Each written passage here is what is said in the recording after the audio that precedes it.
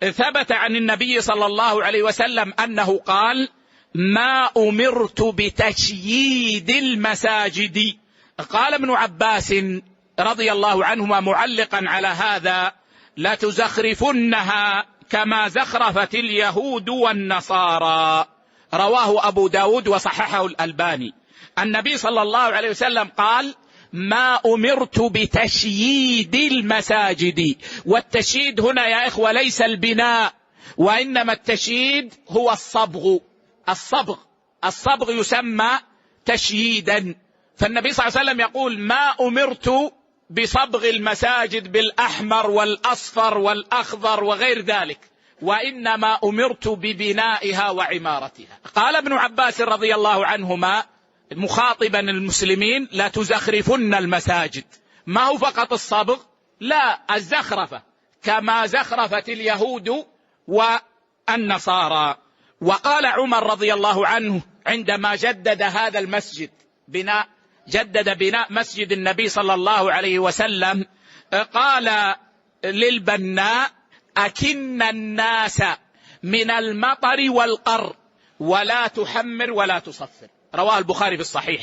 أكن الناس من المطر والقر، يعني من المطر والبرد، ولا تحمر ولا تصفر.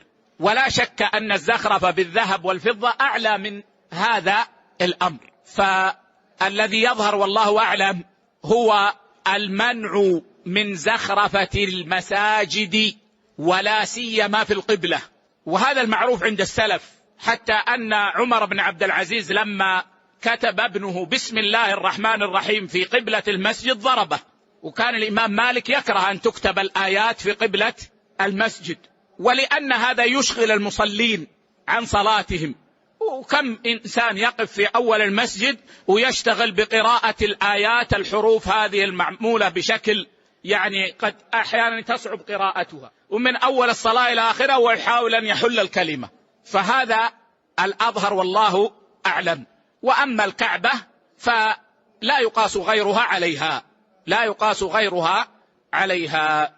يترتب على هذا القول أنه لو حلي المسجد بالذهب أو الفضة أنه تجب تزكيته، لأنه حلي محرم، فيجب على من حلاه أن يزكيه. أنت حليت المسجد بالذهب أو الفضة وهو يبلغ نصابا، يجب عليك أن تزكي. وتجب إزالته لأنه منكر، والنبي صلى الله عليه وسلم يقول: من رأى منكم منكرا فليغيره، فتجب إزالته.